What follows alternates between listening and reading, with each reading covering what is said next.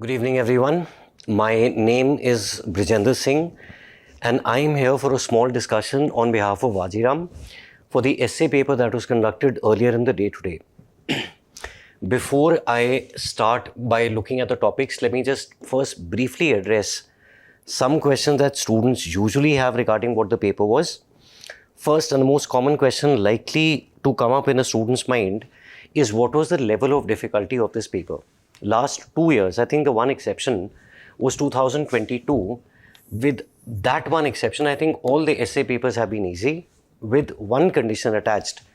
When you are writing the paper, you were expected to choose the right topic. Both these sections, there were a couple of topics that can be considered slightly tricky, slightly difficult. We look at them after some time. But you cannot say that any of the topics was exceedingly difficult.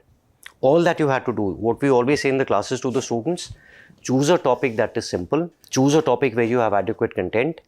In the exam, do not try to challenge yourself. Don't try to do something different. Don't try to do something radical. Only focus on maximizing your marks. So, paper is not very difficult.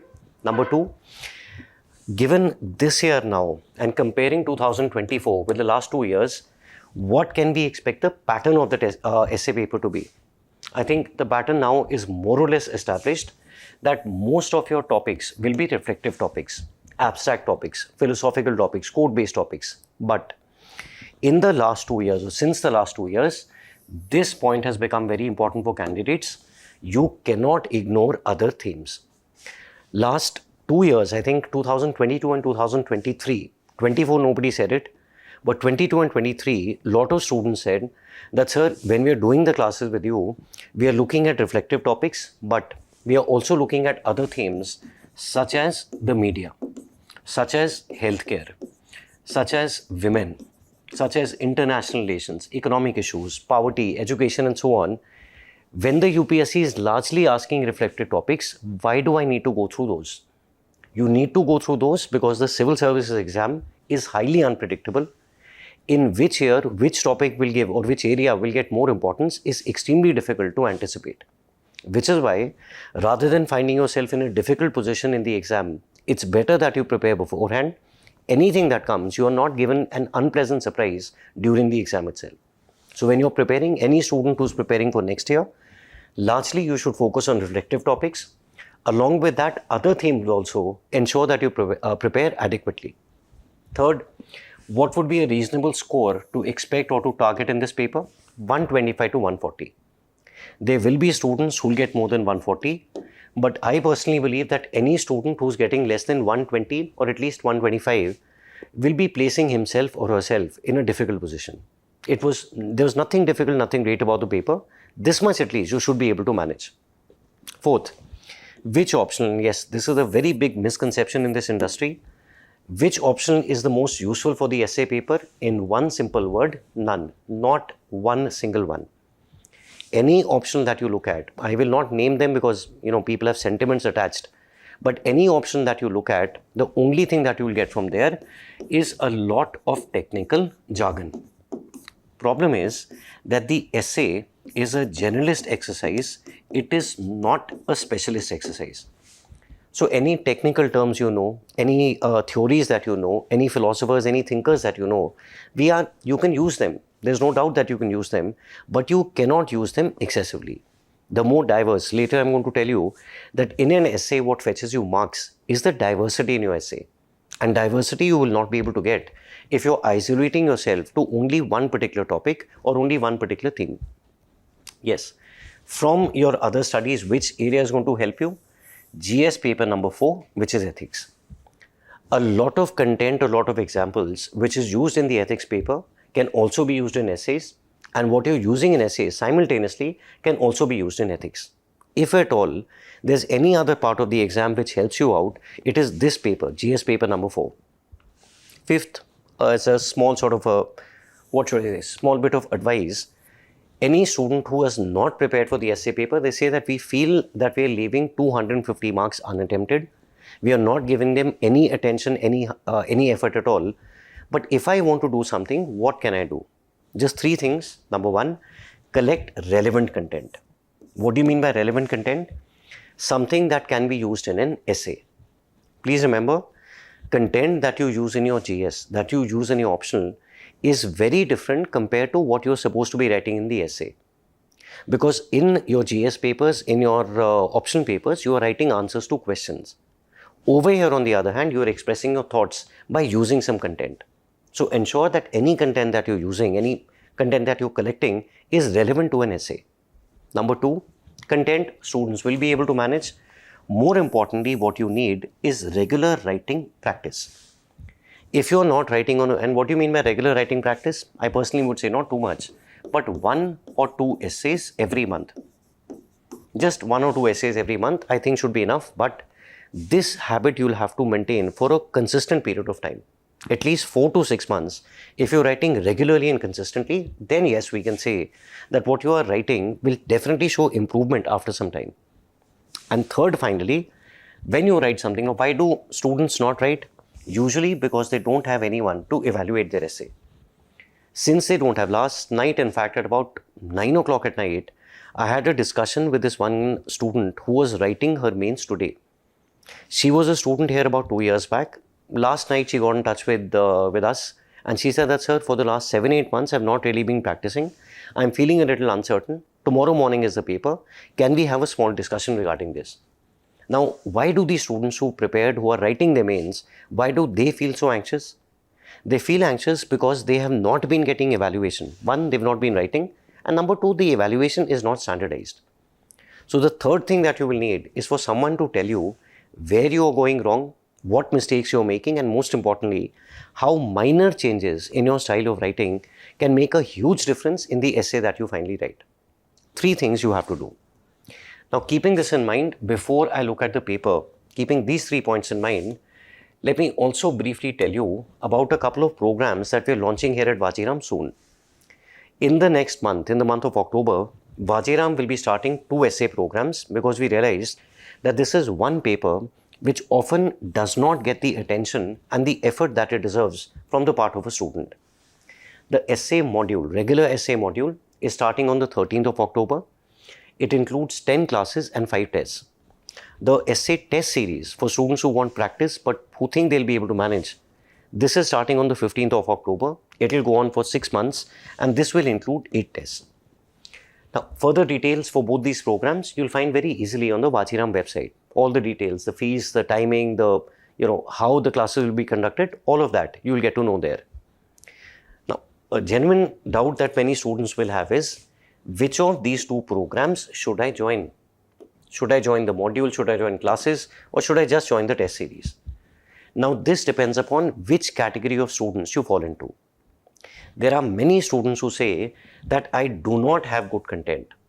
I read the newspapers, but I read them erratically. Sometimes I do, sometimes I ignore them. I have been making notes, but I have only JS notes. I'm not a very regular reader of books. In that case, if you lack relevant content, join the essay module. If you have limited preparation time, what is limited preparation time? That every day I have 1 GS class, I have 1 optional class, then I have to do my current affairs, I have to revise what was taught in class. So after that, if you ask me to search for content which is needed for the essay paper, I do not have the time to do it.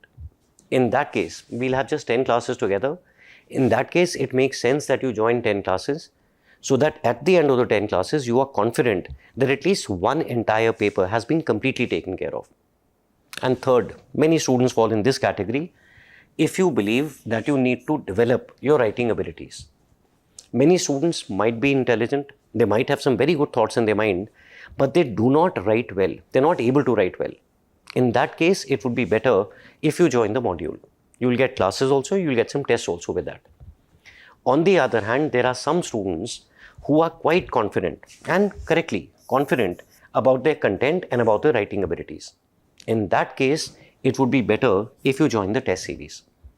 There, the advantage is that on a regular basis, you'll be practicing 1 or 2 tests you write every month. You do that for a period of 4 to 5 months also, and you'll realize that the paper is completely under your control. After that, once the prelims are done, revise a little more, write a little more, and you're absolutely ready for the mains. Number 2, students who need discipline in their practice. Many students in the classes, GS, essay classes say that I want to write, but for some reason, I'm not able to allocate any dedicated time for it. I always keep thinking that, this Sunday I will write, that Sunday goes on to the next week, that goes on further to the next week, and so on. And they say that before we know it, months have gone by, I've written absolutely nothing. If you think you need that discipline, then join the test series. And number 3, most importantly, if you think that after writing, without evaluation, you won't be able to maintain discipline, maintain motivation, then you should get reliable evaluation, which is only possible by joining a test series. Which of these 2 categories you fall into is completely your assessment. Decide, and accordingly, you can decide which program you should join. Now, more importantly, let me come back to the essay paper that was conducted today. These are the 8 topics that were asked, and like I said earlier also, there's nothing difficult and there's nothing great about these topics.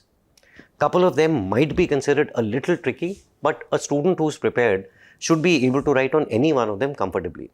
If I look at section A, for example, the first one says forests precede civilization and deserts follow them. What is it trying to say? That whenever you want to establish a civilization in the form of a society, in the form of a country, let me take one word from later in the essay, in the form of an empire, you cannot do it unless you have natural resources. And that's why they always come before the civilization. Why do deserts follow a civilization? Because invariably, after a civilization starts thriving, once a civilization gets prosperous, very few civilizations pay attention to the local ecology or the local environment. They use the resources irresponsibly. They do not care about the damage they're doing to the local environment, and very soon the entire civilization collapses. If you are able to understand that, this essay should not be a problem for you. Number 2, the second topic, the empires of the future will be the empires of the mind. This, I believe, is a quote that was attributed to Winston Churchill. Now, Churchill would have been speaking about 7-8 decades back, almost a century back. So, when he talks about this, what is he trying to say? That in the past, the empires that you had were largely based on hard power, were based on military power, were based on territorial expansion. But in the future, or even in the present, if you look at countries that are emerging, that are creating a challenge for the former imperial powers, these are countries usually that are able to focus on controlling the mind. How they control the mind, that we'll come to later. But that transition will be absolutely essential if you want to become a world power in the future. Third, there is no path to happiness. Happiness is the path. I think a very good topic given by the UPSC and something students really need to learn. And any student who's giving this exam really needs to know that, let me change the words a little, there is no path to success. Success itself is the path. If on a daily basis you are able to reinforce your confidence, reinforce your enthusiasm by giving yourself minor victories every day, your civil services journey will be very comfortable, very smooth, very enjoyable also, I think I can say. And fourth topic, finally, the doubter is a true man of science. For some reason, the UPSC has been sticking to this theme now for the 3rd year in a row. 2 years back, they had asked that topic, history is a set of victories of the scientific man over the romantic man. Last year, they asked the topic, visionary decision making happens at the intersection of intuition and logic. Same thing. And over here, who is the doubter? A person who does not believe everything that is happening around him, who does not immediately believe everything that he's told, a person who actually examines, questions, criticizes, wonders, and then finds what is right, what he believes to be right, and then moves on from there.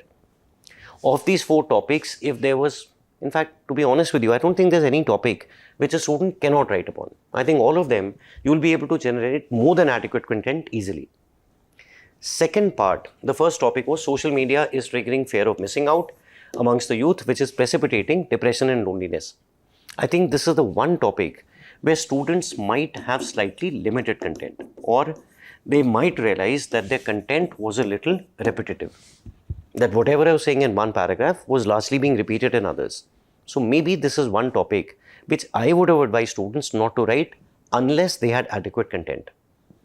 Second topic, nearly all men can withstand adversity, but to test character, you should give him power. One thing I did not like to some extent was, I don't know why the UPSC is not making these topics gender neutral. Instead of saying all men, why they can't say nearly all persons can stand adversity, I don't know. Nonetheless, an easy topic. That when you are in a difficult time, when you're facing adversity, everyone will do the right thing. Why? Because their survival is at stake. But it is when you are comfortable, when you are prosperous, when you know nobody can question, criticize or punish you, how you behave at that point in time will be absolutely vital. That is what will indicate what your character is. Not a difficult topic, this could have been written. Number 7, all ideas having large consequences are always simple. Without doubt. Why? Because only a simple idea will be easy and simple to implement. And only when something is easy to implement, will it create the consequence, will it achieve the objective that it intends to. Simple topic, nothing difficult, nothing great. And finally, the cost of being wrong is less than the cost of doing nothing. This topic, who was that? I think it was Dante who had said that the worst places in hell are reserved for those who maintain their neutrality in a time of crisis.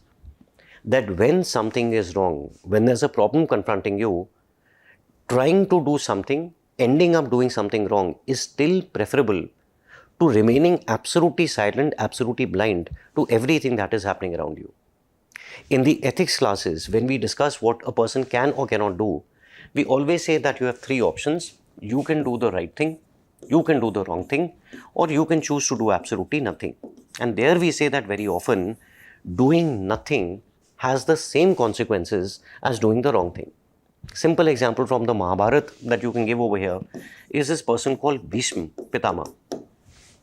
You know that Draupadi is being disrobed in front of you. What would be the wrong thing to do at that point in time? To challenge your king, to challenge the prince, to go against your kingdom. But that would be better than doing absolutely nothing. He unfortunately chooses to do nothing, and that leads to a terrible war and the destruction of the entire dynasty. These are the 8 topics that were given. By the way, just last evening, by some coincidence, I don't know how it happened, by some coincidence, there was this one student who turned up, and this student sat down over here at Vajiram and was discussing this topic. And the discussion went on for, I think, close to about 1.5 hours or so. I hope you are also watching this video, and I hope if you have written this essay, you must have felt very happy. I hope you wrote it well, and I hope you got good marks. Nonetheless, for the rest of you also, coming back, now let me take a look at these topics one by one, starting with the first one. Forests precede civilization, deserts follow them. Now, when you write an essay, what do we expect in your essay? There are 5 basic elements to any good essay. First and most importantly, correct understanding, correct interpretation of the topic. Because if you do not understand what the topic is saying, what it means, high probability that your essay will go completely off track. Now, I've seen a lot of students who are writing essays, I've checked a lot of essays myself. Sometimes students choose a very narrow understanding, a very different understanding, but an understanding that many other people will not necessarily agree with. So when you're interpreting the topic, ensure that it is based on generalization, ensure that you're looking at a universal interpretation, not a very narrow, not a very selective interpretation. Do not be radical when you're interpreting or understanding the topic. Do not say anything that is controversial. Because please remember, you're sitting for a government exam, you aspire to be a government servant, you certainly cannot say something that will offend one section or the other of your society. And third, do not give a partial interpretation. What that means with the subsequent topics we look at. Number 2, what is very important is fidelity. Some students might have a problem with this word. So focus on the topic. Very often when we start writing, many students completely digress from the topic. The topic is asking you one thing and you end up saying something very different. To understand this, I just remembered something. Let me share that briefly with you.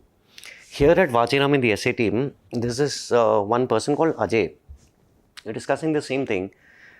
And he said that, sir, I don't know, he had also given this exam some years back. He said one of my classmates, one of his batchmates, when the batchmate was very young, he was told to write an essay and he had to prepare for an essay. So he prepared on the cow. Small boy, 7-8 years old, prepared on the cow, memorized the essay, learned everything, knew every word, every sentence. Problem was that the teacher at the last moment changed the topic and said, write about a train. So this boy, small little boy, goes to the school, looks at the topic, it says train, and he writes the first sentence. Today, I sat in a train. Full stop. When I looked out of the train, I saw a cow. And then the remaining 100 words that he had memorized, he writes them there one by one. That this is what the cow was about. That is what you call digressing from the topic. That is what you call not focusing on the topic. Students, if you're talking about social media, students start talking about social media, but very soon from social media, they digress into social influences. Then they digress into mainstream media. Then they digress into parental influences, societal trends. But we expect you as much as possible to remain focused on the topic itself and as much as possible, constantly reinforce the topic. To reinforce the topic, I tell the students in the class that as much as possible, in the last sentence of your paragraph, every paragraph, please use the topic. Students say that, sir, if I write it as the last sentence, my essay will look a little monotonous, a little repetitive. How you make it look less monotonous, that I will not get into here. It's a very detailed discussion. But I only ask the students one thing, that if you don't write it, have you noticed in your paragraph, the topic, the keywords of the topic, the key terms are not even mentioned. So ensure that you focus on the topic. Third, as I was saying earlier also, diversity in your thoughts and perspectives. This is the reason any option single-handedly is never enough to prepare for the essay topic. Because then you'll end up writing the same thing. There's no difference between an optional answer and an essay. An essay only becomes a lengthy answer for an optional question. Fourth, yes, ethics paper as well as your essay, we need examples, we need data for any viewpoint that you have given, any thought that you express. If you say that in India, we have emancipation of women, women are getting empowered, please tell me how. So please give me some examples from Panchayati Raj. Give me the examples of influential women. Unless you give that, your thought, your opinion will count for very little. And the same examples, now here all your examples are going to be positive, are going to be optimistic. And the same optimistic examples we need in the ethics paper also. That's why we say there's a strong correlation between the two. And fifth, no matter what the topic says, no matter how negatively the topic has been given, you as a potential civil servant are expected to remain optimistic and prescriptive. What is optimistic? That you always remain positive. You tell us how the problem can be overcome. And what is prescriptive? To tell us how the problem can be overcome, you will have to give us some suggestions. You will have to make some recommendations. You will have to tell us what is the way forward. 5 elements that make any essay good in quality. You maintain these 5 elements in your essay, getting a score of 120, 130, 140 should be comfortably possible. But the first time you sit down to write a UPSC essay, you realize that all these 5 points fundamentally depend upon one factor, which is content. And even when you have the content, to ensure that you use the right content with the right topic, you'll have to put in a lot of practice. Just having content will not be enough unless and until you compel yourself to choose the right topic and place it in the right essay. Now, if these are the elements of an essay, in these topics that were given today in the essay paper, what could a student have written? First topic was forests precede civilization and deserts follow them. Now, first thing that we need in an essay is the correct interpretation, correct understanding of the topic. Here, if I want to understand how forests precede civilization, how deserts follow civilization, first question that I ask myself is, why do forests precede civilization? Any civilization that you look at the Indus Valley civilization, you look at the Egyptian civilization, you look at ancient Mesopotamia, you look at China, any civilization, the first thing that you need is resources. Resources for the human beings, resources for the animals, resources for building houses, resources for sustainable agriculture, and so on. And it is the forests which provide these resources. They are vital to any civilization. Second, not why, when do deserts follow a civilization? Every civilization is not doomed to fail. If I look at India, it's surprising that we have existed for countless centuries, and yet here we are, almost as prosperous as we've always been. And how have we been able to do it? Because in our day-to-day living, especially metropolitan cities, we might not understand, but we are using our resources judiciously. When a civilization fails to use its resources judiciously, that is when its survival itself is threatened. Third, how can civilizations ensure their sustainability, their survival? By implementing mitigation and adaptation strategies in a proactive and a timely manner. You cannot wait right up to the last moment when the crisis becomes absolutely unmanageable. If you do that, your civilization will not wither away. What was that sentence? I'm forgetting it now. Where does he write? Muhammad Iqbal has written, यूनान मिश रोमा सब मिट गए जहाँ से अब तक मगर है बाकी नामो निशा हमारा. The reason why India still exists is because somewhere or the other, maybe deep rooted in our subconsciousness, is the fact that we have to use the resources given to us, the opportunities given to us in a sustainable manner. Now, that's my broad understanding, which should be reflected throughout my essay. But if I have to write this down now, I'll have to write different paragraphs. And here, what can I write? Now, there are two parts to this topic. Number one, the forest that precedes the civilization, and number two, the desert that follows that civilization. Now, most notably, I'll talk about the Indus Valley civilization. What is the forest that preceded them? The natural resources, because of which some would say the Indus River, but I will just say the natural resources here, because of which the civilization was able to start, develop and flourish. But once the Indus Valley civilization collapsed, what is the desert that follows? In this case, very literally, it is the Thar Desert. Because large parts of where the Indus Valley civilization were, that area today is occupied by the Thar Desert. Number two, the Green Revolution. Now, when we talk about Green Revolution in India, it was absolutely instrumental, absolutely essential for Indian civilization, modern Indian civilization to flourish. What was the forest that preceded the Green Revolution in India? Nutrient-rich soil. Problem, however, was now here we made a bit of a mistake, that we excessively used fertilizers, excessively used chemicals. As a result of which, what is the desert that has followed? That in many of the states which are considered to be India's food bowls, there is contamination and degradation of soil. In some areas, the soil quality has been contaminated to such an extent that a lot of people living in the vicinity, living in the nearby region, are suffering from one common disease, which is cancer. Indian Railways runs trains where most of the passengers that are traveling have cancer and they're going to nearby states for treatment. And these trains, in fact, in India are called cancer trains. That's why we say you don't use your resources judiciously, very soon a desert is bound to follow your civilization. Third, Latin American civilizations. What are the Latin American civilizations?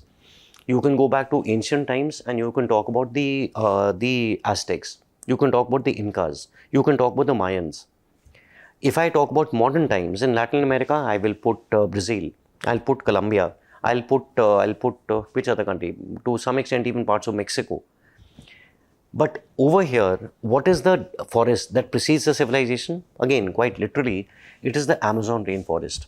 This rainforest, not only for Latin America, for the entire planet, is called the lungs of the earth. Unfortunately, why do we fear that a desert will follow this civilization? Because today there is extensive logging, extensive deforestation of the Amazon rainforest. Average estimates on an annual basis say that more than 4 million hectares of rainforest, Amazon, is cut down every single year. That is larger than the size of many Indian states. And if you go on at this rate, very soon, maybe in a couple of decades, after these civilizations, you will only have a desert following them. Fourth example you could have quoted here is Chernobyl. Chernobyl in in the USSR, I think everyone remembers this, the nuclear disaster. What is the forest that precedes Chernobyl or that region? Abundant vegetation. Abundant, in fact, even wildlife. Unfortunately, because of that nuclear radiation, you did not have adequate safeguards.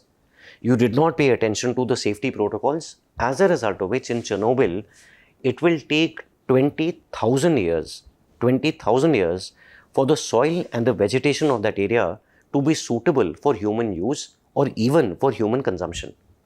Which is why we say that if you're not judicious, following your civilization will be a desert. And finally, one positive example also let me give over here, and this one please understand a little carefully. That's why I marked it with an asterisk. The Great Green Wall of Africa.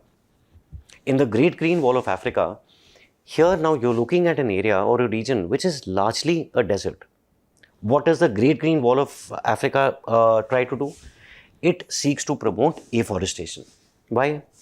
Because without afforestation, in largely desert conditions, a civilization will not be able to thrive.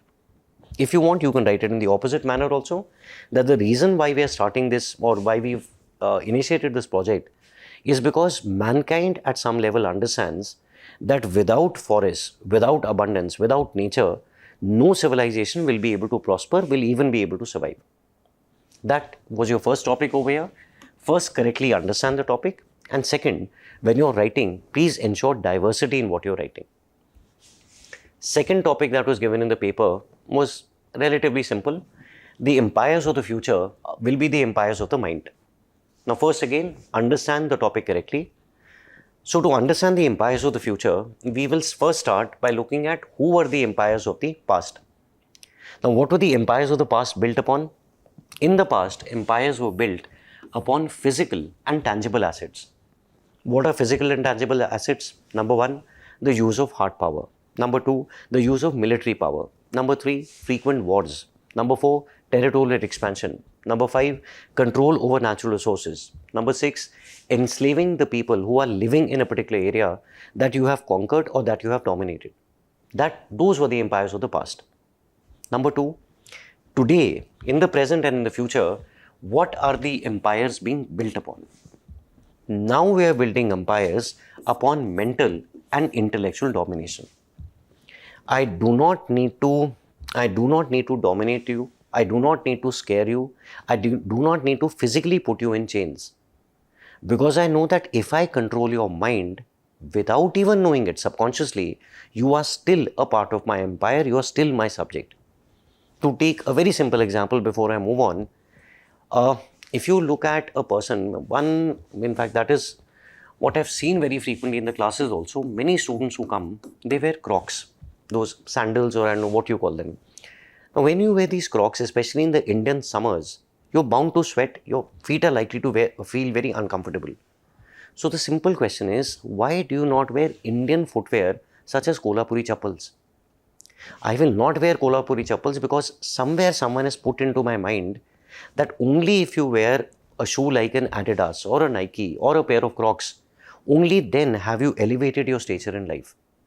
You wear those leather sandals, those Kolhapuri chappals, you'll be absolutely comfortable. Your feet will not sweat, you will not feel uncomfortable. Yet why do people not do that? Because somewhere or the other, our mind has been enslaved. This is what you call the empires of the mind. Intellectual and mental domination. And how do you do this? By using soft power, by using cultural domination as a tool, digital influences, knowledge economy, most importantly, innovation as a source of control.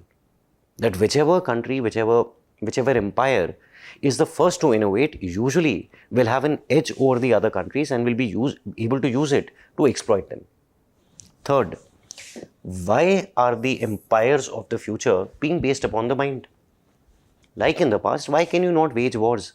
Why can you not defeat another country? Why do you prefer to focus on mental and intellectual domination? Because the world has realized and empires have realized that hard power has limitations. Beyond a certain point, it will not give you any benefits. They've also realized that hard power has high opportunity costs. If I want to engage in a war, if I want to expand my empire, it will come at a terrible cost to me also. On the other hand, if I focus on controlling the minds by themselves without much resistance, the people and the systems will follow me blindly. First, understand the topic correctly, and this understanding, again, like I said, will be reflected in your essay, should be reflected in your essay. Now, you need to write down different paragraphs. And here, what can we write? Here, let's say, now we are talking about the empires of the future. All of them are going to affect your mind. So, number one, the use of soft power. When I talk about soft power, which country am I thinking about? Most notably, I'm talking about India. Despite all the problems that we still have, despite all the adversities that India is still struggling with, we still command a lot of respect in the international community. We are still seen as an emerging power and a country that will be a force to reckon with in the future. But why do people believe that about us? Because this soft power that we have, how does it create our empire? By enabling persuasion, by giving our actions legitimacy, by adding to our credibility, by improving, enhancing our reputation, and so on. That is what the empire of the future is being built on. Second, the Industrial Revolution 4.0. Here, how does it create an empire? Data management and control, surveillance, innovation. Almost anything that you find in the world today, almost any major change that you find in the world today is being driven by this revolution. And without this, any country in the future will not be able to assert control, influence, or domination over the others. Third, and of course, is artificial intelligence. If I think about artificial intelligence, to some extent, even the Industrial Revolution, to some extent, I'm thinking about the US, to some extent, I'm thinking about China. What is the advantage now with the artificial intelligence? Again, innovation, creating and prospering from a knowledge economy. Most importantly, scalability.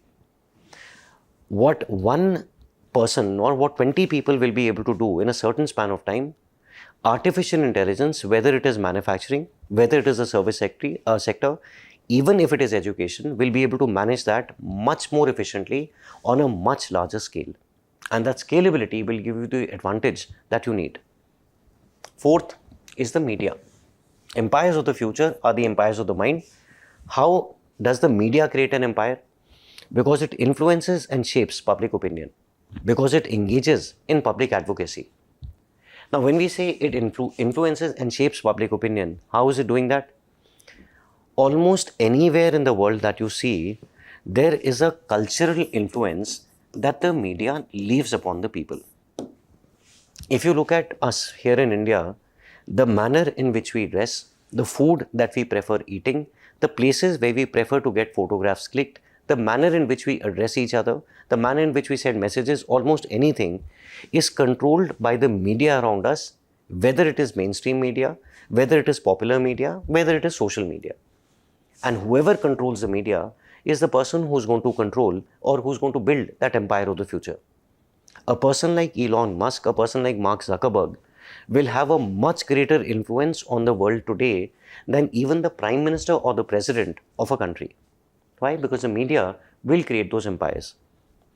Fifth is cyber armies. And what are cyber armies? They are the tools that are used by countries for espionage, for damaging critical infrastructure, for denying services to citizens of particular countries. For example, China very often, without wanting to point a finger at them, China very often has been accused of attacking, of targeting, of damaging critical infrastructure in other countries. I can rig elections by using these cyber armies. I can destroy someone's reputation, including a person who's standing for a presidential election. I can ensure that basic services, what are basic services? This could be gas, this could be electricity, this could be traffic signals. These could be disrupted at the touch of a button. And the countries that control these will be the countries which will form the empires of the future. That's why we say that rather than hard power, rather than tangible assets, it is mental and intellectual domination which is going to matter in the future. Third topic that was given here was a very simple, very straightforward and very good topic, really good topic. There is no path to happiness. Happiness itself is the path. Again, first understand the topic correctly. Why is there no path to happiness? There is no path to happiness because as long as you search for happiness, you will never have it. Why do people search for happiness? Let me just go a little further so that you understand this also well. And let me just add this part to your understanding. Many people that you see in the world are not happy because they have pinned that happiness to one particular goal, to one particular act, to one particular event. That if so and so happens, if I get something, if I do something, then I will be happy. As long as that event does not happen, they are not able to find that happiness within themselves. And the moment that event happens, even if they get that happiness is very brief, is very momentary, and then the next goal takes over. It's like saying that a person who starts working believes that I'll be very happy if my salary is 50,000 rupees a month. Even when he's 45, he's not content, he's not happy. The day he touches 50, he realizes that yes, I'm happy, I've achieved my target. But the time it has taken you to achieve this goal, in that meantime, the target itself has moved upwards. Now he wants a salary of a lakh rupees a month. Between 50,000 and 1 lakh, he will not be happy. The moment he achieves 1 lakh, that joy is already gone. Now he's looking at a 2 lakh rupee salary, 5 lakh rupee salary, and so on. Students who sit for this exam, what do they want? They want to, first intention is to clear the prelims. Till then, they are not happy. The day they clear the prelims, they immediately become very tense. Some of them are surprised. They say that, sir, I've cleared the prelims. What do I do now? I was not expecting. What do I do in the mains?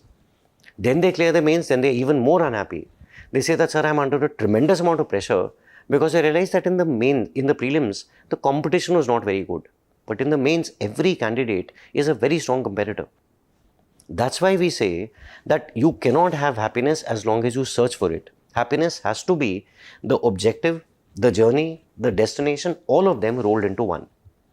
Second, what is the path to happiness? Being happy in everything that we have, being happy in everything that we do.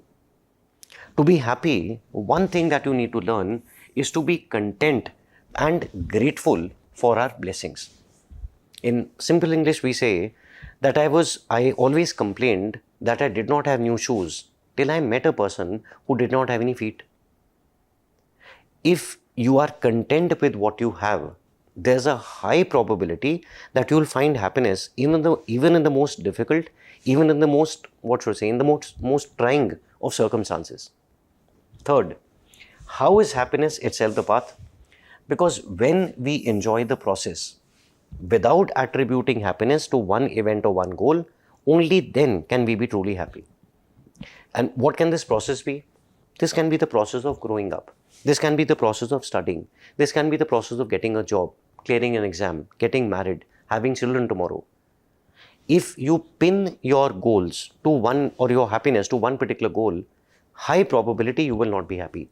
In India, since most of you are students, why are many people not happy? Two people get married, a man and a woman get married, they have a small child. What should you find happiness in? In watching that child grow up. You should be very happy when that child walks for the first time, laughs for the first time, says a word for the first time. But parents pin their happiness to the child's success. And what is the success measured as? That I will be happy when my child tomorrow gets good marks in class 10th. Child gets a 10.0 CGPA. Very good. Now they will be happy if my child gets 89, 90, 95% marks in the 12th. Child gets that also. Now I'll be happy when my child is able to get into a good college, then able to get into a good PG course, then able to get a good job. That search for happiness will always remain elusive. No matter how far you're reaching, happiness is just one step away from you. Why? Because you're not enjoying the process. And if you do that, happiness itself becomes the path. That is what we mean first by this topic. Now, when I want to write on this, who are people who have been happy and who have found happiness in what they've done? First and most notably, I think without exception, the answer would be Buddha. Now, in Buddha's case, how did Buddha seek happiness? Most importantly, through non-attachment. That I'm attached neither to sorrow nor to joy, that I'm attached neither to my family nor to this material world. I am most importantly a being by myself. I think that very famous story, what is his name? Angulimal, I think was that robber, that dacoit, who had killed a lot of people. But when he tried to threaten Buddha, Buddha remained absolutely composed. Why? Because his attachment was not to any material element or any material factor. And over here, did he achieve happiness? Without hesitation, yes. One of the most content people that you'll ever find. Second, if you look at Mother Teresa, how did she seek happiness? She sought happiness in the service of others. That although I might not be able to mitigate all the poverty, all the suffering in this world, if I'm able to serve someone on a daily basis, just one more person whose life I can improve slightly, that will be a cause of immense contentment, immense joy for me.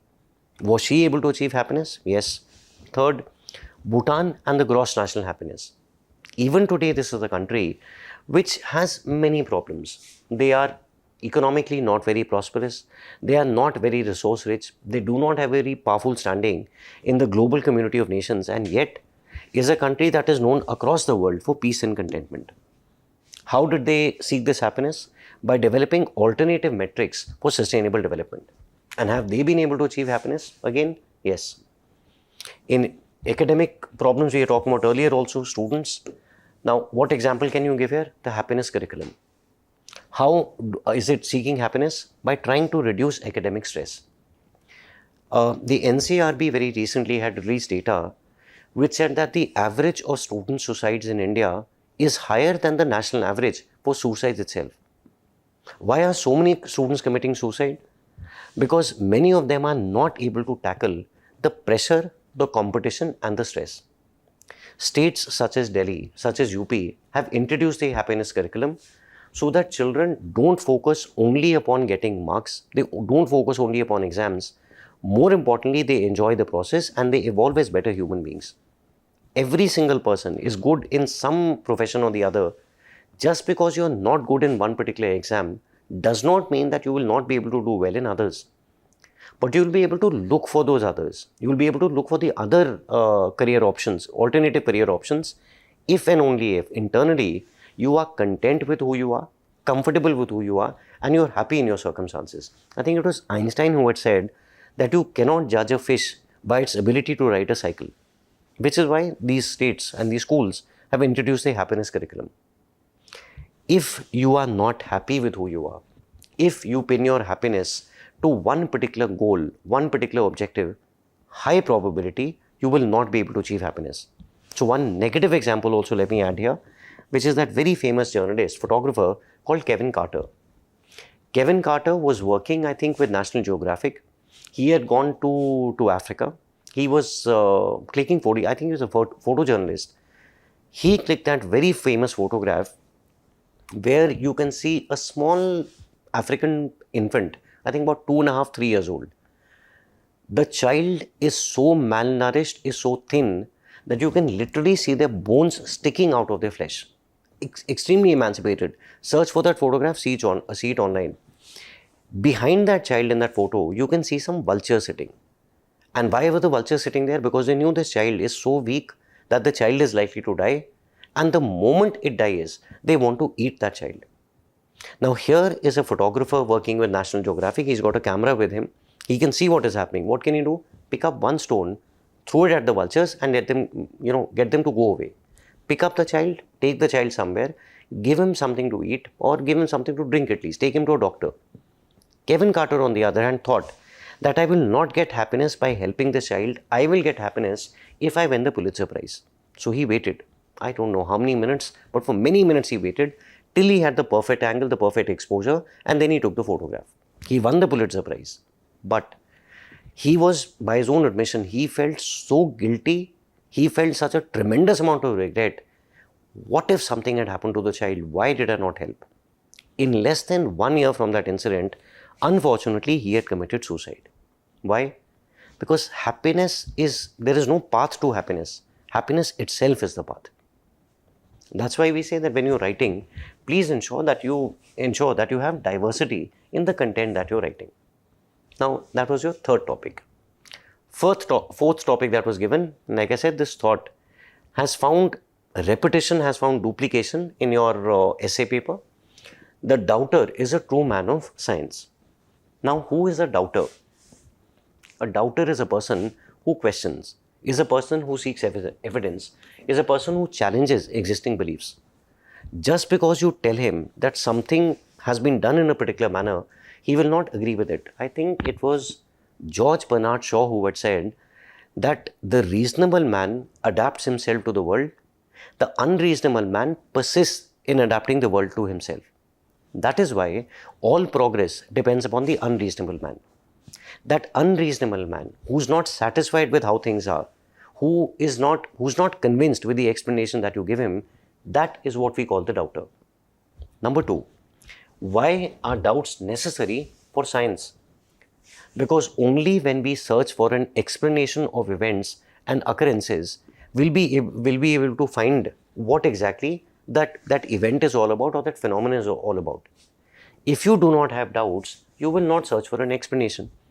If you do not search for an explanation, you will neither understand what you have today and how it can be made better in the future. Third, how is a doubter a man of science? Because any person who's seeking evidence, asking questions, challenging beliefs, such a person is looking for rationality, is looking for logic, is looking for empirical evidence, and these are the essential components of science. It is these components, it is these tools that enable scientific inquiry, that enable a scientific temper, progress, innovation, and so on. That is why we say that a doubter is, in the true sense, in the real sense, a man of science. Again, I don't know why they said man. They could have said the doubter is a true person of science, I don't know, believer of science, but again, maybe a little more gender neutral. Now, again, we have to write some examples also over here. So, what examples will we write? They are using man, but I would prefer to be a little gender neutral. So, I'll say that man refers to any human being, not just a man really, but could also be a woman. So, the first name I'll put here is a woman called Florence Nightingale. What is her doubt? During the Crimean War, her doubt is what is causing the high rate of mortality? Why are so many people dying? Yes, there is a war happening, no doubt about it. But we also have doctors. We also have medicines. We have treatments, advanced treatments for that time. Then why are so many people dying? When she has this doubt in her mind, it is only then that she will start investigating. She will search for empirical evidence. She will have evidence-based reasoning. And how does this lead to scientific progress? Because very soon she will identify that the reason for the deaths is not only the injuries, is certainly not the lack of doctors or medicines, it is because of poor personal hygiene. Something as simple as washing your hands, washing your feet before you enter your room, leaving your dirty shoes, especially your shoes, outside the room can significantly reduce infections and can significantly reduce the death rate. How did we get that progress? Because someone had a doubt. True person of science. Second, Narendra Dabholkar, the very famous rationalist from India. What is the doubt? Why do people have superstitions? And in India, people have all sorts of superstitions. Let me not give you any examples of superstitions because people from one religion or the other might get offended. But Narendra Dabholkar, what should I say, dedicated his entire life to inculcating a scientific temper within people by showing them small experiments. Don't be misled, don't be manipulated by people around you. A person who's performing what seems to be a magic trick might not necessarily be doing something that is rational. He's doing something which might be invisible to your eye, invisible to your mind, but there has to be a reason behind it. It is when he has the doubt that we are able to inculcate, at least in some people, that scientific thinking, that curiosity. Third, very famous example, Galileo Galilei. What is his doubt? That is it true that the solar system is geocentric? Is it true that everything revolves around the earth? And when he has this doubt, that is what will lead to his investigations. That is what will lead to his studies. And what is the scientific progress? That we know that we don't live in a geocentric, we live in a heliocentric solar system. Fourth, sickle cell anemia. Yes, this is India immediately after 1947, after independence. Post 1947, some people in India had a doubt. Why are some people in India getting sickle cell anemia? At that time, a lot of people believed that sickle cell anemia was related to the practice of eating beefs. Now, people who eat beef is relatively cheaper, relatively affordable. So, these were people who usually belong to the lower strata of society. Very soon, this misconception spread across India that if you eat beef, only then will you get sickle cell anemia. And since you're getting sickle cell anemia because of this, many of these people are untouchable. And then came the belief that untouchables, because they are dirty, because they don't maintain hygiene, because they eat beef, they are more susceptible to this disease. However, someone had a doubt that is it linked only to eating beef or could there be other reasons also? And when they investigated, they realized that the incidence of sickle cell anemia was also found in communities which were not untouchables and where there was no practice of eating beef, which means there were other factors responsible. And what is the progress? That this reduced our notions and the discrimination related to untouchability. And fifth, finally, a very famous person again, Archimedes. What is the doubt he had? Is the earth round? And what happened with this doubt? Archimedes started investigating that if the earth was round, something should be visible on the horizon. He noticed that when a ship, you are standing somewhere, there's an ocean in front of you, at the horizon, the first part that you see of a ship is the top, is the mast. Then gradually you see the sail, and then finally you see the entire ship. What does this mean? That the ship is traveling over a curve. No matter where you stand, no matter where on this planet, you will always be able to understand that the earth is round because of the movement of the ships. And what is the progress we make? That we finally understood, correctly understood, the curvature of the earth. Again, there are many examples, abundant content that is available. More importantly, you'll be able to use this and remember this if your understanding of the topic was correct. These are the 4 topics that were given in section A. Yes. Next topic, section B, the first topic given to you was social media is triggering a fear of missing out amongst the youth, precipitating depression and loneliness. And for any student watching this video, please remember this is absolutely true. Absolutely true. Please, if you are a serious candidate and if you want a healthy life, forget the exam also, please reduce your dependence on social media. That's very important. But coming to the topic, what should social media ideally be used for? Ideally, social media should be used to connect people, should be used to spread awareness, should be used to facilitate cooperation, collaboration, community efforts between different people who want to solve a common problem. That is what it should be used for. However, in recent times, what is social media being used for more commonly? Frequently, what do people use it for? Unfortunately, many people use it to seek validation from others. I click a photograph. I've gone to a monument. You like the monument, you want to click a photograph, click it, take a print, keep it in your house, put it in an album, hang it on the wall. You will remember the monument. But many of us, what do? We click that photograph and we share it on social media with the expectation that other people will like the photograph. They will comment on where I have traveled. They will comment on the wealth they think I have because I traveled there. They will comment on my clothes. They will comment on my looks and so on and so forth. I care more about the approval of others, and that is what I use social media for. Number 2, many people use social media and what it is being used for is unhealthy comparisons and lifestyle choices. What are unhealthy comparisons? In not India, I would say across the entire world, there are certain body types that have become ideal for men as well as for women. And any person who does not fit into that body type, who does not sort of conform to that body type, is usually considered an aberration, is usually considered someone who's not fit or who's not good. It is also leading to unhealthy lifestyle choices. Social media, very worst of all, is being used these days for unrealistic aspirations. Most of what we see influencers doing, most of what we see shared on social media is very, very detached, is very, very different from the reality of the world as it is. Number 3, how does this precipitate depression and loneliness? Depression, of course, because there is relative deprivation. What do you mean by relative deprivation? That when I compare, I have a comfortable life, I have a loving family, I have almost anything that a human being can need. But when I compare myself with others, in relative terms, I always feel deprived. Those unrealistic aspirations I had, the unrealistic ambitions I had, they're obviously not going to get fulfilled.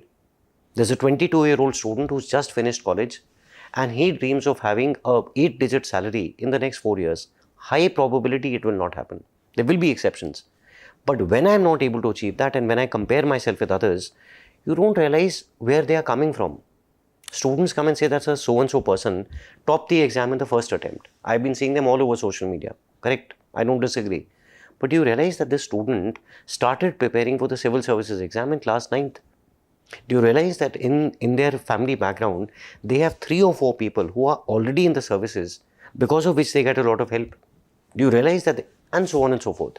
Relative deprivation. And number 2, how does it lead to loneliness? Because when we fear missing out, when we don't want to miss out on anything, what do? One very common habit these days is regularly, repeatedly and addictively checking our phone. I think to some extent, even I would be guilty of that. Not social media, but whenever I have a small break, my first instinct, I have 2, 3 news apps on my phone. I immediately want to check them because I fear that if I have not seen my phone for 3, 4 hours, maybe something big has happened that I am not aware of. And I would still say that I'm relatively mature compared to the students I teach. They, on the other hand, repeatedly, and when I use them, what is happening? That my virtual relationships, my virtual life has started substituting my real world relationships, my real world life. I am more aware about a celebrity who lives in London or who lives in New York. I am less aware about what my classmate from school or college is doing these days. That is why very often, and when we step back into the real world, when we get detached, we suddenly realize that we are terribly alone. Have you noticed that whenever there's a social media outage, 5 hours, Facebook is down, you cut off the electricity for 5 hours these days, people are comfortable, they manage. But if you shut down Facebook, if you shut down for WhatsApp for some time, there is no important message I want to send, no important news I have to receive, and yet we feel almost completely paralyzed. That is what you call depression, that is what you call loneliness. Now again, if I have to write different paragraphs, what will I write? Number 1, Instagram removed their like button. Why did they remove their like button? What is the fear of missing out? That people were repeatedly seeking validation. I went to a restaurant, ate some food, put up a photograph of a dish on Instagram, and then after that starts that torturous cycle of constantly looking and trying to find out how many people have liked it, who has written what comment, what are they commenting about, what did they like about me or like about the food that I showed them. That is why Instagram removed it. How does this cause depression and loneliness? When you don't receive the likes. In the first 15 minutes, I realized that my post received 25 likes. I'm very happy. But on average, after 1 hour, I thought I'll get 100 likes. I've only got 30. Suddenly, there's that feeling of emptiness, that feeling of anxiety within me. And I do not know how to fill that up. To ensure that people don't feel victims to that, precipitating especially the youth, that is why they removed the like button. LinkedIn, ideally again, should be used to connect people, to connect working professionals. But what is the fear of missing out? That when I see my colleagues working in other companies, working in other organizations, I look at their promotions. I get a glimpse into their work cultures. I get to see the work-life balance they have, which I might not have. And what does this lead to? This leads to that depression and that loneliness because I realize that I might not have these elements. In some company, they are conducting, let's say, 2 parties every week or every month. My organization has none. In some organization, they reduce the work hours from 9 in the morning to 4 in the afternoon. After 4 o'clock, nobody will work. And I realize that here I am working 8 in the morning to 6 in the evening or 7 in the evening. Third, the blue whale challenge, very disturbing and very dangerous. This, I think, is from 2016, if I remember correctly. In the blue whale challenge, of course, we have echo chambers in social media. So they will constantly keep telling you that if you're not a part of the blue whale challenge, you're missing out something very big. But what exactly was the blue whale challenge? A series of tasks, absurd tasks, checking very little about you, and progressively they become more and more dangerous. If I remember correctly, I think the last task, if you had completed all the other tasks, the last task was encouraging people, the people who reach that stage, to take their own life.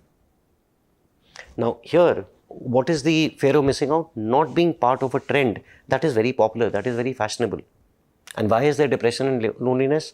The dangerous task, including instigating a person to even commit suicide. Similarly, there's a psychologist called Jonathan Haidt who had conducted a study which said that teen girls, last column, teen girls are engaging in more and more self-harm. Why? Because these small girls, 12, 13 years old, 15, 16 years old, are almost addicted to cultural events, news about cultural events, fashion trends, repeated checking on their phone to find out what new is happening. As a result of which, where they were not able to achieve this or where they feared that they had missed out on something important, the self-harm among these girls was rising. This one topic, not a difficult topic, but this one topic, there's a possibility it will be a little tricky because the content somewhere or the other might start seeming repetitive. Next topic that was given over here, simple topic that nearly all men can stand with adversity, but to test the character, give him power. when you get the time, please check your ethics paper, and you realize that the same statement was given in the ethics paper. You have 3 quote-based questions in the ethics paper. This quote was given, I don't remember the year, I have no recollection, but I think about 5-6 years back, this had come in the ethics paper also. That's why I said earlier, there's a very strong correlation between your ethics and your essay paper. The content in one will definitely help you in the other. Now here, why are men able to stand adversity? For the simple reason that they do not have a choice. Their survival is at stake. When your survival is at stake, you will do whatever is required to ensure your survival, because the survival instinct is a very strong instinct. That is why when I know that my survival is at stake, any adversity, any difficulty, any troubles that I'm going through, I will do my level best to try and come out of it. Number 2, why can we not test character during adversity? Because during adversity, during difficult times, by force, by compulsion, not by choice necessarily, by force, every person will need qualities such as fortitude, determination, resilience, perseverance. At that time, when they know again that I'm being threatened, my survival is being threatened, by force, I will do whatever is required to ensure my survival. Why? Because I do not have the option. I don't have the ability to do something wrong. How is a person's true character displayed when he or she has power? Because when there is no fear of being held accountable, no fear of being criticized, no fear of being punished, that is when a person will do what comes naturally to him or her. To take a small example, let's say there's a bureaucrat. This bureaucrat is under training and is working with a DC or some district, let's say someone in the IAS. As long as he's under the direct supervision of the DC, this person will not do anything wrong. I can't say this is adversity, but yes, at least you're being controlled. You're being supervised. Give the person, this person now will be punctual, will be very well mannered, will work very diligently. Give this person an independent posting. Make him the DC at that time. Very high probability that he will not report to office on time, that he will not behave well with people around him, that he might not even do his work very, very meticulously. And that is where the person's actual character will be revealed. But that does not mean that your character always has to be bad. There are many people in human history who had a lot of power, who had a lot of opportunities, and yet did not misuse that power or the opportunities. That was their true character. In ethics, we often say that it takes a lifetime to become Mahatma Gandhi. There are people in India, there are people in the world also who will criticize Mahatma Gandhi also, who will say, find something wrong with him. And I'm sure there are certain things which he might have done slightly better. But you have to remember the fact that in August 1947, when India gained independence, Mahatma Gandhi could have chosen any post, anything, any building, any house, anything he wanted for himself. Not a single person in India would have objected. If he wanted, he could have chosen a presidential form of democracy, could have made himself president for life, could have lived in the Rashtrapati Bhavan, could have done whatever he wanted. If not for himself, at least for his family, he chose not to. Which is why, very correctly, India says that he truly is the father of the nation. Absolutely selfless person. Now, if I look at different paragraphs, different examples we need. So what do you write here? First example that I give over here, test character, you should give these people power, Adolf Hitler. Now what adversity, what difficulties Adolf Hitler faced? Number 1, a broken home. In his house, I think his father passed away when he was a small child. His mother had to struggle to bring him up.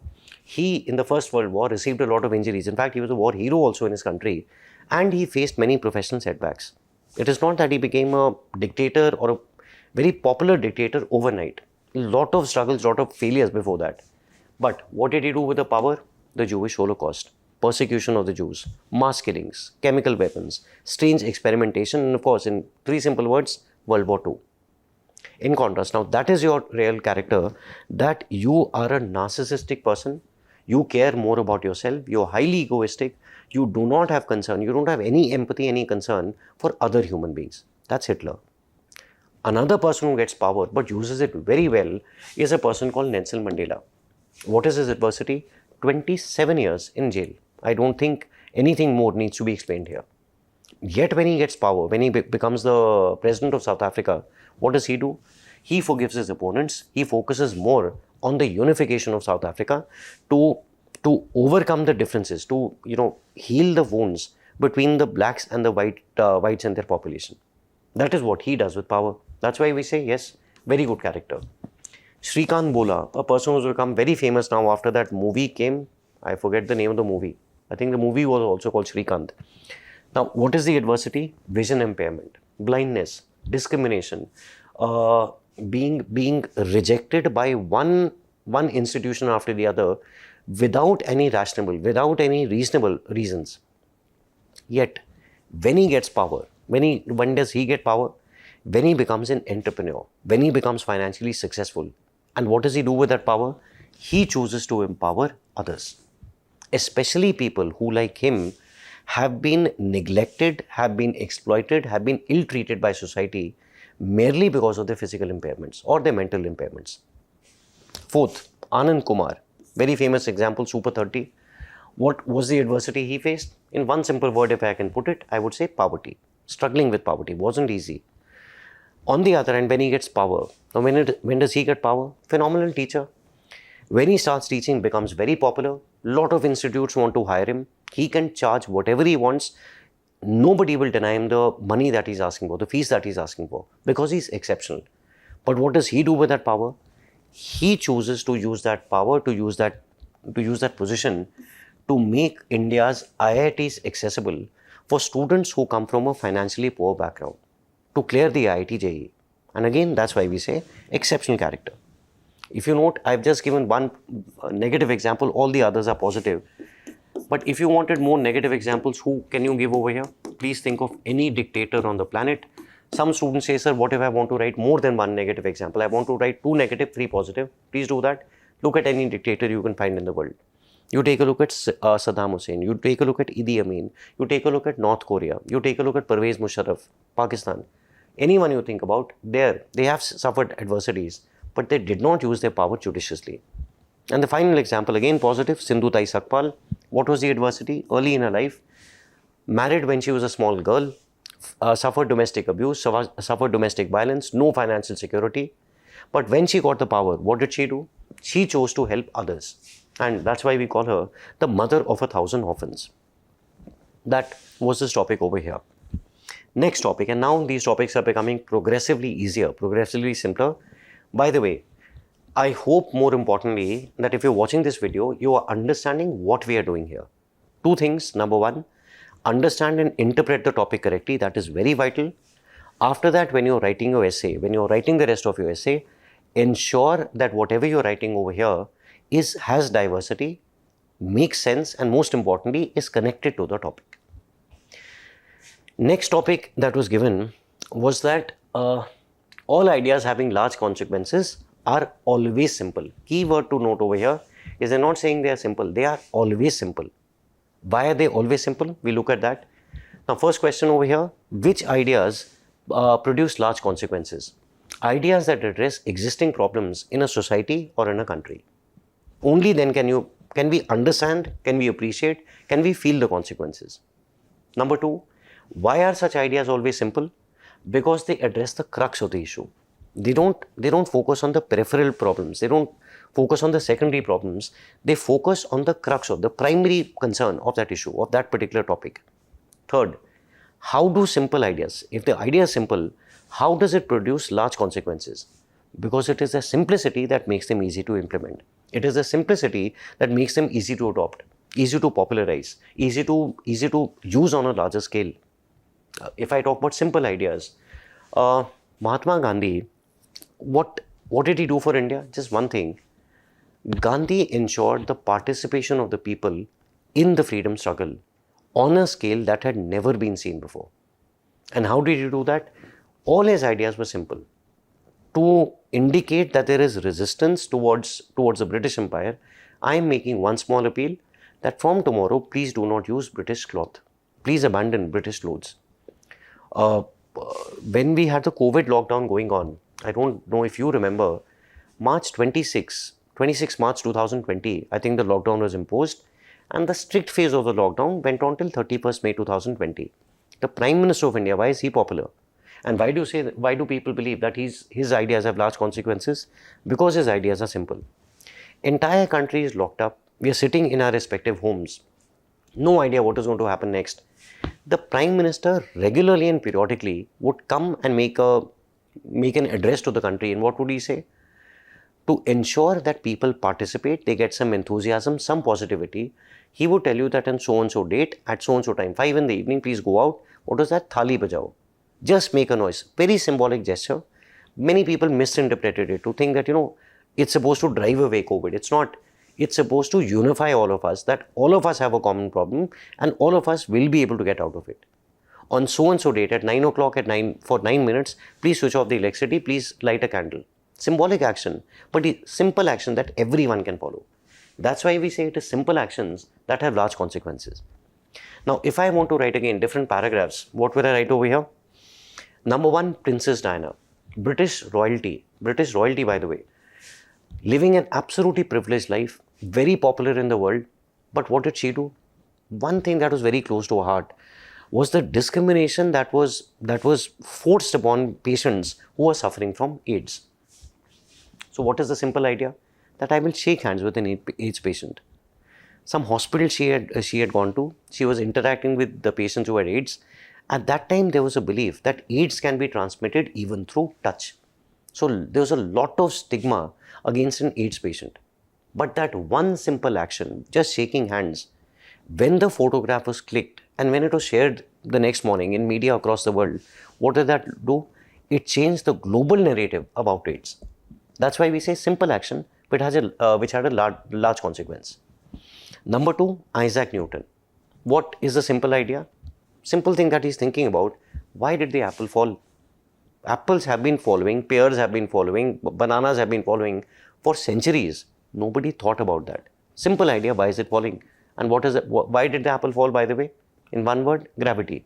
And what has that done? What is the large consequence? It has revolutionized science and technology as we know it. Dasharath Manji, I think everyone knows him, Mountain Man of India. What is the simple idea? Simple idea is that if I want the route from my village to the hospital to be shorter, I have 2 options. Number 1, I can go to the government. But for an ordinary Indian citizen like me, they will probably not give me importance. They will not give me attention. They will not listen to me. So what is the simple idea? I will cut the mountain myself. It might take me 5 years, 10 years, 15 years. It took him 22 years. But what is the large consequence? Better connectivity for the entire region. Nelson Mandela, I was talking about the unification of South Africa. One pivotal moment when the unification of the black and the white population started was when South Africa, the South African rugby team, reached the final of the Rugby World Cup. In the World Cup, almost all the team members were whites. I think it was an all-white team. Not almost all of them were whites. They had a particular jersey. Nelson Mandela made an appeal to the black population that when you go to, first, please go to the stadium to cheer for your team. Number 2, please wear the national jersey as an example of solidarity, as a symbol of solidarity. And that one simple action, nothing great you have to do, just wear your team jersey. And that one simple action, what did it do? It led to the unification of the entire country. And finally, Mohammad Bouazizi, he's the person who's responsible for Arab Spring. Simple street vendor, nothing great, nothing exceptional. What did he do? What was the simple action? That one day finally he thought that enough is enough, no more. Any discrimination, any corruption, denial of services, lack of services, poor governance, misuse of public resources, I cannot take it anymore. What did he do? Unfortunately, he immolated himself, he burnt himself.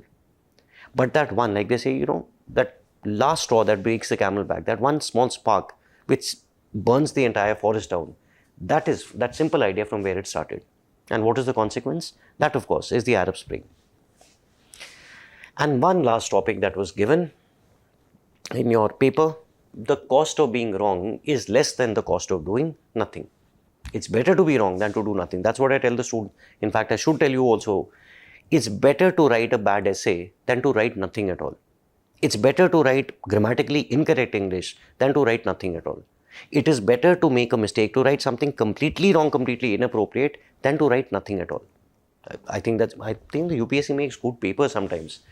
Now, 3 questions over here. Number 1, what can be the cost of being wrong? What can be the cost? Personal or professional penalties, loss of your credibility, loss of your reputation. Number 2, what can be the cost of doing nothing? The cost of doing nothing is allowing a problem to magnify, become more complicated over time. And this problem can be at an individual level, you people, for example, writing, at a societal level, for example, social evils, or at a national level. These could be economic problems, military affairs, diplomatic relations. Third, why is the cost, most importantly, why is the cost of doing nothing worse than the cost of being wrong? Because when we are wrong, we at least attempted to be right. We at least attempted to overcome a problem. Even if we fail, even if we are completely wrong, at least we learn something in the process. And whatever we learn in the process in the future will help us improve. There's a greater probability now that in the future we will be able to find success. On the other hand, if you choose to do nothing, if you have decided to do nothing, you have consciously chosen, very consciously, very knowingly, you've chosen inaction or you've chosen defeat. And if you've chosen inaction or defeat beyond a certain point, nobody will be able to help you because you yourself are not willing to do anything. And now, if we have to give some examples for this, number 1, better to be wrong rather than to do nothing. First example from India that comes to mind is ISRO. What is the cost of being wrong? Failure and criticism for many decades. ISRO is not an overnight success. Today, ISRO is respected in the global space community, but there are decades of suffering, of failure, of humiliation behind that. And what would be the cost of doing nothing? If ISRO right in the beginning of India had said that we are a poor country, underdeveloped country, millions of Indians starving, we don't want to focus on on space research, today there would have been no scientific advancement in that field. Number 2, IC-814, hijacking. I think Netflix made some documentary which is creating controversy also these days. What did we do? To secure the release of our passengers, we released 3 terrorists. Now, what is the cost of being wrong over here? If you say it was wrong, we've released 3 terrorists. Agreed. But what would be the cost of doing nothing? That would be risking the lives of your own citizens, maybe sacrificing their lives. Third, Thomas Edison's mother. Very famous story that Edison's mother, one day Edison came back from school. Thomas Edison gave a letter to his mother. The mother read it. Inside was written, something was written. She took the letter and told Edison that from tomorrow you will not go to school. He asked his mother, why not? She said, because in the letter they have written that you are so intelligent, you are so bright, that none of the teachers has the ability to teach you. So from tomorrow I'll teach you myself. Time went by. Many years later, Edison had become a very famous inventor, respected across the world. His mother passed away. In her belongings, he found that letter. In the letter was written that your son is mentally deficient. We are sorry, we can't teach him anymore. We are expelling him from the school. And that's when Edison realized that whatever he had become, whatever he was only because of his mother. Now, if I look at this story from Edison's mother's perspective, what is the cost of being wrong? That when she decides to homeschool a child, instead of sending him to a special school, there's a possibility she might not be able to educate him. She might not be able to give him the quality of education that a child needs. But she tried. What would be the cost of doing nothing? That the world, not her family, the world would have lost a great inventor. Fourth example, Chinue Sugihara. Who's Sugihara? A Japanese diplomat who was posted in Poland during the Second World War when the Jewish Holocaust had just about started. He is a man who was told by the Japanese, now the Japanese and the Germans were allies. He was told by the Japanese government that you will not issue any more travel visas, travel permits. Going against those orders, that's why we say, what is the cost of being wrong? Violating orders. You could be punished. Going against the orders, this man single-handedly and non-stop, without taking a pause, kept writing. Now, this is the 1940s I'm talking about, early 40s I'm talking about, kept writing the permit one after the other for any Jew that he knew so that they could use the permits and they could escape from the Holocaust. They say that when he was finally posted out, when the Japanese government got to know what he was doing, he was immediately asked to leave from there. Even when he was sitting in the train and the train was moving out of the station, he was still signing on the permits and throwing them out of the window so that one more life could be saved. What is the cost of being wrong? You're violating orders, you can be punished, professionally punished. But what would be the cost of doing nothing at that time? The lives of many innocent Jews, many innocent people. And finally, the LPG reforms, India's reforms, economic reforms. What would be the cost of being wrong? Exposing the economy to global forces. The domestic industry was not very strong. The Indian economy did not have a strong structure. That could be the cost of being wrong if you had made a miscalculation. On the other hand, what is the cost of doing nothing? Lack of competitiveness. The Hindu rate of growth that had plagued the Indian economy for many decades would have continued for many decades to come in the future also. That's why we say it is better to be wrong sometimes rather than doing absolutely nothing. All right. This was the paper that was conducted. Honestly speaking, again, if you ask me, it was not a difficult paper. It was relatively simple with the one condition attached, that you should have chosen the right topic on which you had adequate content. And if you chose it, nothing great, we've just seen the discussion, a score between 125 to 140 would have been comfortably possible. For any student who's preparing for the mains, who thinks that he or she will write the mains, again, I would advise 3 things for the essay paper: collect relevant content, regular writing practice, and standardized evaluation. For that, one last time, let me remind you, here at Vajiram on the 13th of October, we are starting an essay module. Students who believe they don't have good content need to improve their writing abilities. There are 10 classes, 5 tests. This course should get over by the 31st of December, so that 1st January onwards, you people can focus exclusively on your prelims. 15th of October, we are also starting an essay test series. Students who believe that they write well, students who have attended an essay program in the past, but students who believe that they still need to continue practicing, which they should, they would benefit by joining this test series. All right. Thank you very much.